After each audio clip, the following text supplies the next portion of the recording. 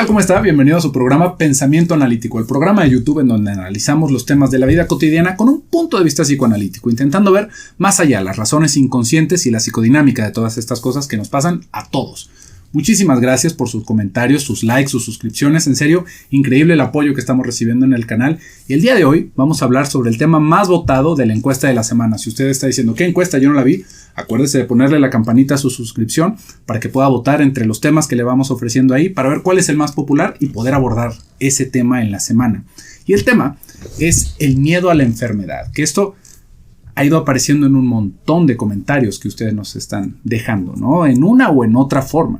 Y realmente, ¿qué es esto del miedo a la enfermedad? Es una cuestión que ya podríamos considerar patológica, es algo que deberíamos de empezar a buscar una solución.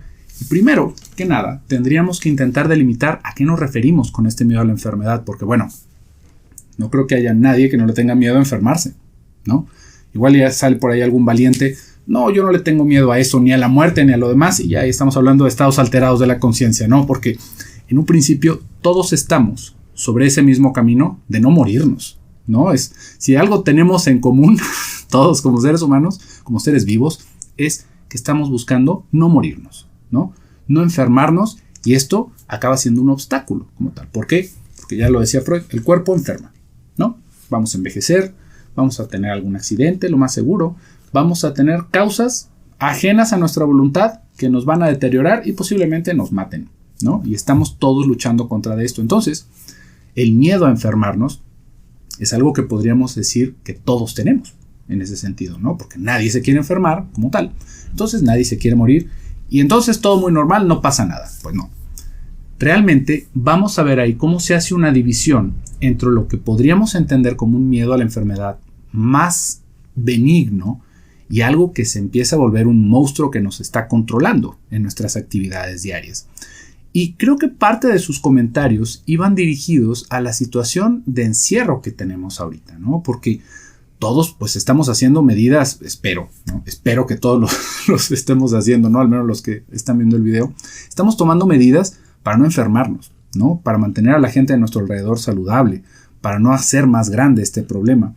Y este tipo de comportamientos se pueden empezar a estereotipar, se pueden empezar a hacer como un ritual para nosotros y algo que nos empieza a molestar, ¿no? Esto de estarnos lavando las manos constantemente o de estarle poniendo gel a todas las cosas que tocamos, de estar desinfectando nuestra área de trabajo, bueno, las cosas más enfadosas, ¿no? Vamos al súper y tener que, aparte de la ida al súper que de por sí es bastante fastidiosa, ¿no? Tener que llegar y lavar todo, ¿no? O estarles poniendo cloro a las cosas y ya no sabemos cómo lavar la bolsa de arroz, ¿no? Para que no se nos vaya a hacer ahí un potaje de arroz o la bolsa con los papeles de baño. Van siendo cosas muy enfadosas que tendríamos que estar haciendo y que, como le digo, se nos van a ir estereotipando, se pueden llegar a generar como un ritual, ¿no? Como algo que si no lo hago de cierta forma o si no lo estoy haciendo constantemente me empieza a poner ansioso.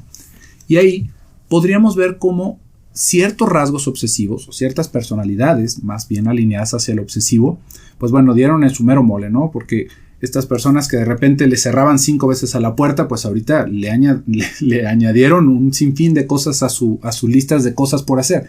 Pero el problema de esto, efectivamente, si lo vemos desde ese punto, es que cada vez nos queda menos tiempo de hacer cosas pues agradables, ¿no? Porque bueno, ya nos estamos limpiando los zapatos y ya metemos a lavar toda la ropa todos los días y queremos desinfectar toda la casa y ya nos cortamos el pelo para que no se nos vaya a quedar y salimos como un buzo para cualquier cosa que tengamos que hacer o ya no queremos ir a trabajar porque me muero de miedo. Ahí es en donde ya se está poniendo bastante más grave la situación y vamos a poder hablar de eso, ¿no? ¿Hasta dónde podríamos llegar a considerar esto algo, como le decía, benigno, ¿no? No quisiera tomar la palabra normal, porque realmente pues no hay una cosa como esa normalidad al respecto, ¿no? Más bien en lo benigno, porque bueno, sí nos tenemos que lavar las manos, pero nos tendremos que lavar las manos con agua hirviendo cada que me toco la cara. Ya se va poniendo un poquito más complicado todo esto, ¿no? Entonces, como íbamos diciendo al inicio, todos tenemos este miedo de enfermarnos y aparte, todos tenemos la certeza de que en algún momento nos vamos a enfermar, ¿no? De que vamos a tener algo en nuestra salud que va a acabar con nuestra vida, ¿no? La propia mortalidad es un tema dificilísimo de entender. No tanto de elaborar, ¿no? En una charla, pero sí de poder internalizar, porque dentro de nosotros la idea de morir no está conceptualizada como morir, sino como despegarnos de alguien.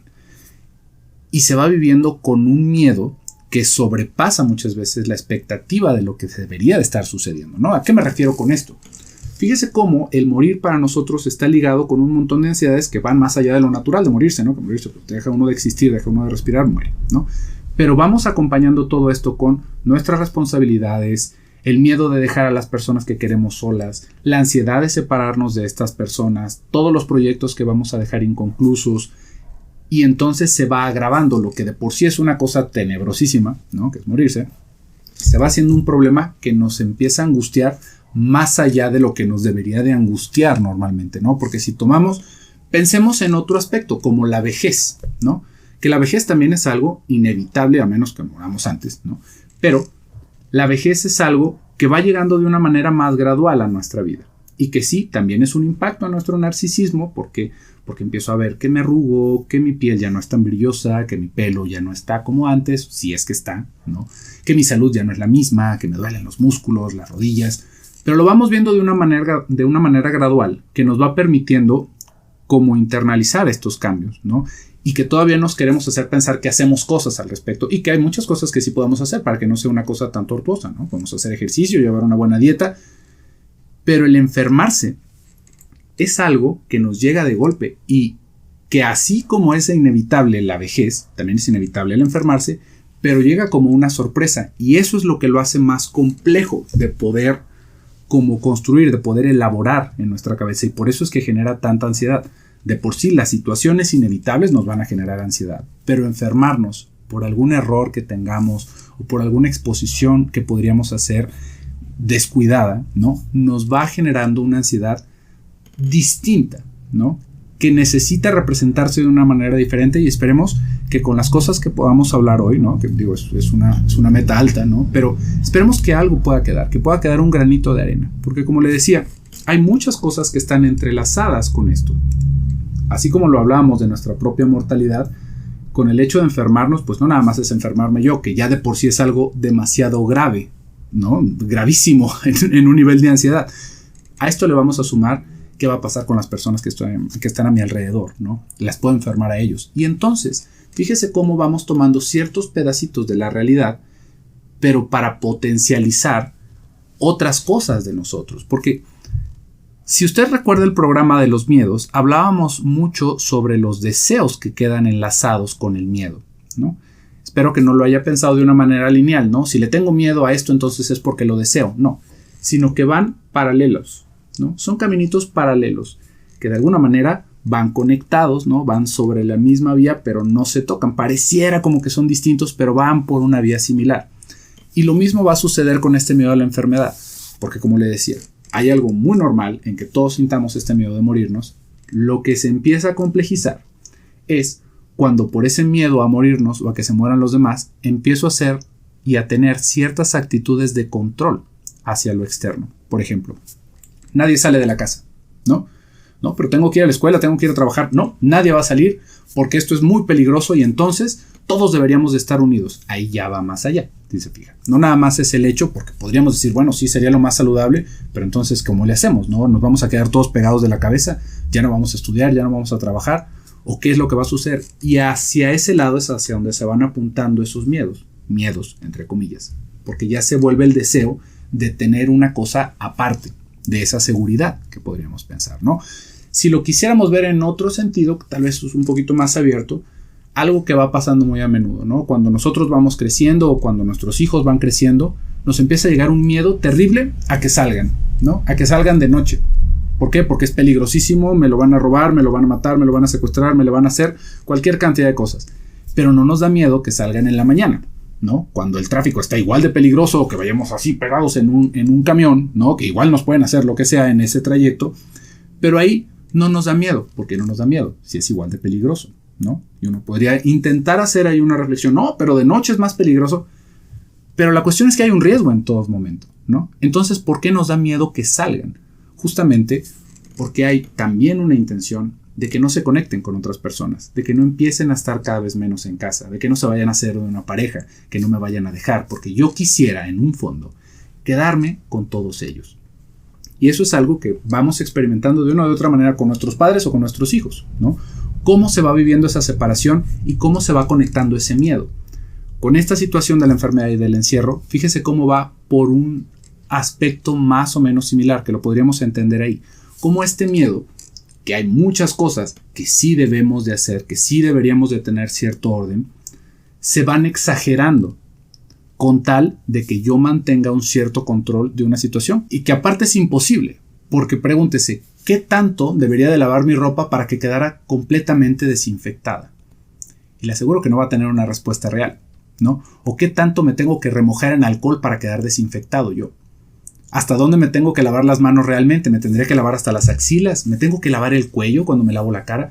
Realmente son cosas que ya van superando la expectativa y la realidad de cómo vamos a funcionar, ¿no? Hay ciertas directrices que es mantener una higiene, mantener una distancia, utilizar ciertos equipos de protección. Vamos a ir haciendo un montón de cosas para disminuir los riesgos, pero realmente nunca vamos a poder tener un control absoluto de lo que está sucediendo a nuestro alrededor. Sin embargo, ahí es en donde está el esfuerzo. Y no nada más de controlar esa parte que nosotros vemos como maligna, sino también de controlar a estas otras personas o estas otras situaciones que ya también me van sirviendo como una excusa con todo lo que está sucediendo a mi alrededor. Vamos poniendo más ejemplos. El mantenernos aislados, ¿no? Bueno, solamente hay que salir para lo esencial. Pero ¿qué pasa cuando este aislamiento también nos sirve como una balsa para decir que bien, por fin tengo una excusa para no volverme a relacionar con nadie de aquí a la posteridad? Hay muchas personas que les ha caído bien esto. Sin embargo, se acaba viviendo también con cierto miedo, porque se toma como una balsita, como le decía, como si fuera un andamio de nuestra ansiedad, lo que ya de por sí a mí me estaba generando el estar en contacto con las demás personas. Pues bueno, ahora tengo una prueba de la realidad que me está diciendo que relacionarme con personas es peligroso. Y entonces eso era lo que a mí me hacía falta para ya no estar en eso. Ahí es en donde ya se nos va relacionando esta parte del miedo y de la enfermedad que vamos teniendo. Porque luego también vamos a escuchar este tipo de cosas, ¿no? En contraste. Es que el miedo es lo que va matando todo. Es lo que nos va quitando la posibilidad de vivir y tú no deberías de vivir con miedo. Pero bueno, realmente uno se queda pensando, pues no está tan mal tener algo de miedo porque sí es una situación peligrosa, ¿no? Este tipo de cosas de las que estamos hablando. Pero justamente no es quedar en ese berrinche de entonces me rebelo y no hago nada, sino en el poder entender hasta dónde esto sí está más apegado a mi realidad. Y cómo todas estas cosas, aunque sean reales, van enlazándose con mis deseos inconscientes y cómo yo voy pudiendo tomar esto como una excusa para mantener una distancia, para empezar a sentir control sobre las personas que me rodean, para empezar a rechazar ciertas partes de la realidad. Ahí es en donde ya se va haciendo esto más complicado. Porque otra vez, fíjese cómo si pensamos en el riesgo de hacer ciertas cosas o de enfermarnos, podríamos hablar de otras cosas. Por ejemplo, todas estas personas que van diciendo, pues es que yo ya no como esto y esto y esto y esto porque causa cáncer, ¿no? Y uno podría decir, bueno, pues parece ser una cuestión muy lógica, ¿no? Si es una cuestión que te puede llegar a enfermar, pues lo vas a dejar de hacer. Pero cuando estas cosas se empiezan a volver una excusa para limitarnos, se empieza a obtener otro tipo de satisfacción de esto, que ya es más bien algo sádico. Y esto es un poquito complicado de entender, pero vamos haciendo un esfuerzo. ¿Cómo sádico? ¿No? De cierta manera yo me acabo castigando porque me estoy limitando en disfrutar. Y ahí es en donde está la vuelta. Si realmente lo que estamos intentando es limitarnos, seguramente ya caímos en una parte bastante patológica. Porque uno podría decir, bueno, pues sí, tomar ciertos alimentos me hace daño, pero es algo que disfruto, entonces los voy a tomar con medida, ¿no? Porque sí, efectivamente, me pueden provocar un problema de salud, pero es algo que también puedo disfrutar eventualmente, ¿no? Porque también, fíjese, dentro de estas cosas, cómo vamos a caer en ciertos absurdos, ¿no? Con tal de que esté esta idea de que estamos haciéndolo todo por nuestra salud, realmente lo que estamos haciendo es que estamos limitando nuestra capacidad de disfrutar. Y no porque disfrutar de la vida consista en comernos algo grasoso, ¿no? Pero va elaborándose mucho más allá esta idea. Porque en un principio es ese limitar y después, seguramente usted lo ha visto, ¿no? Si no lo hace usted, se lo han querido hacer usted. Ya no nada más es que yo no lo haga, sino empezar a querer que las personas de mi alrededor también se detengan, ¿no? Es que no deberías de estar tomando leche, es que no deberías de estar comiendo eso, es que no deberías de comer azúcar, ¿no? ¿Por qué? Porque te vas a morir de cáncer. Y uno dice, ay, caray, qué agresividad. Si se fija, esa es justamente la parte que le digo como un impulso sádico. Porque ya se vuelve un ataque hacia los demás, hacia el querer estrangular a los que están a nuestro alrededor. Porque déjeme también le digo, otra cosa que causa cáncer es vivir en una ciudad. ¿Y qué vamos a hacer? Nos vamos a ir todos, ¿no? Y no nada más puede causar cáncer, es una de las mayores causas de las enfermedades respiratorias, ¿no? Y del cáncer temprano. ¿Por qué? Porque estamos en un ambiente contaminado, porque hay carros, porque hay un montón de basura, porque vivimos un montón de personas. Y entonces, ¿qué tanto realmente tendríamos que hacer si nuestra búsqueda por vivir eternamente, ¿no? Que también ahí está otra fantasía. ¿Qué tanto deberíamos de dejar de hacer para no enfermarnos? Y lo paradójico de todo esto es que aún que no hagamos nada de eso, es muy posible que nos enfermemos, ¿no? Si se fija cómo no es algo que vaya ligado directamente con la razón, uno podría hablar de que es muy razonable decir, bueno, no fumo, ¿no? Intento mantener mis actividades al aire libre en un lugar en donde no esté lleno de carros, ¿no? No como ciertas comidas con exceso porque sé que me van a generar un daño, mis arterias, todo lo demás. No tomo tanto alcohol porque también tiene un daño en mi organismo. Entonces, vamos haciendo todas estas cosas con una lógica, pero cuando la lógica va detrás de limitarnos, de que todos los que están a mi alrededor lo dejen de hacer, ya no es un miedo a la enfermedad, sino que ya se vuelve más bien un impulso sádico de control de los demás. Y eso es lo que deberíamos de tener más cuidado. Porque, realmente este tema nos da para hablar de un montón de cosas. Ahorita ya estábamos tocando sobre la mortalidad y luego seguramente alguien ya se ofendió por decir que comer o tal cosa es dañino o no es dañino o que no es nada sádico. Pero fíjese cómo va girando en un montón de cosas lo que nosotros en un principio vamos considerando como algo tan simple como me da miedo enfermarme. Ese me da miedo enfermarme, ya lo dijimos, puede quedar en mantener a las personas cercanas de mí, ¿no? Que no se muevan, que queden estáticas. También puede estar en todo mi coraje que se me está dando una vuelta. ¿Por qué? Porque entonces ahora siento que todas las personas que quiero se van a morir, ¿no? Y uno podría decir, bueno, ¿y ahí cómo queda el deseo? ¿Cómo queda envuelto este deseo realmente? Y el deseo no es que se mueran, ¿no? No vaya a ser esa traducción directa, sino que en otros programas habíamos hablado sobre cómo va quedando esta relación de la responsabilidad, ¿no? Imagínese que usted tiene ya unos padres muy ancianos y llega todo este miedo de que en cualquier momento se pueden morir. Ahí también va una parte de la realidad en donde nosotros nos podemos sentir muy cansados tal vez de estarlos cuidando, en donde hasta cierto punto la idea nos empieza a jugar en la mente y decir, tal vez estaría yo mejor si no estuviera. Y nos asusta muchísimo. Porque no es porque sea nada terrible o que estemos enfermos de nada. Es algo bastante normal que vayamos teniendo ese tipo de pensamientos. ¿Por qué? Porque estamos constantemente en ese conflicto de hacer y no hacer, de querer y no querer, de buscar una manera más a gusto de vivir. Entonces, se nos va presentando una situación ahorita tan apantallante como la que estamos viviendo que nos va llevando a esto de tener miedo a la enfermedad. Y eso se nos empieza a potencializar como una ansiedad de que en cualquier momento se van a morir. Y no nada más van a morir, sino que van a morir si yo no hago tal cosa. Y ahí es en donde van quedando ligados nuestros deseos. Entonces, si se fija, es un tema bastante complejo y espero que con esto nos vayan quedando ahí algunas bases para poder entender cómo va funcionando esta parte del miedo y de los deseos. No que se tratara de eso específicamente el tema, pero siempre van muy de la mano. Y es algo que deberíamos de hacer un esfuerzo por entender, por ver cómo es que va afectando esto y no nada más quedarnos con algo muy superficial, con decir es que así es como se debe hacer o es que no debes de vivir conmigo, entonces nada de esto tiene sentido ni solución porque todos nos vamos a morir, porque ahí vamos cayendo justamente en una justificación para estar haciendo cosas que las más de las veces nos están haciendo daño y que en lugar de limitarnos, no se vaya a malentender, entonces ¿qué? ¿Vamos a tener que hacer todo lo que queramos? No, el asunto es poder sumar, porque si bien puedo estar yo ahorita constreñido, ¿no? Con todas las cosas que puedo hacer porque pareciera que estoy como preso, ¿no? Nada más salgo a trabajar, salgo a comer, a comprar alimentos y a quedarme en casa, ¿no? Y ya se puede vivir como si estuviéramos en una prisión, nada más con la salida al súper, ¿no? Porque eso sí no puede suceder en una prisión. Pero nos vamos haciendo pensar que estamos atrapados por alguna autoridad suprema o por alguien que nos está deteniendo, pero la verdad Y la realidad no tiene que ver con eso, sino con que son medidas que no quiere decir que nosotros entonces les vamos a querer dar la vuelta, sino que vamos a tener que buscar maneras de sumarle a nuestra experiencia para que no se acabe viviendo como esa prisión. Porque, ok, muy bien, pues no me puedo ir de vacaciones, pero sí, ¿qué puedo hacer? Puedo darle una renovadita a mi casa, ¿no? Puedo estar más tiempo con mis seres queridos. Tal vez no vamos a hacer muchas cosas, ¿no? Como podríamos hacer en la playa, pero realmente, ¿qué hacen en la playa, no? Aparte de mandar a los niños a los toboganes para que lo dejen de molestar un rato. Tal vez es un momento para hacer muchas otras cosas, ¿no? Y ahí es en donde le podemos sumar, en lugar de querernos como deshacer de esas sensaciones desagradables y darle un sentido a lo que nos está viviendo. Ahí es en donde está la oportunidad. Y bueno, pues por hoy este va a ser el video. Muchísimas gracias por el favor de su atención. Les recuerdo, tenemos programas los lunes, los miércoles y los viernes. Muchísimas gracias por sus likes y por sus comentarios. Y nos vemos aquí en la próxima. Soy José Luis Amarripa. Hasta luego.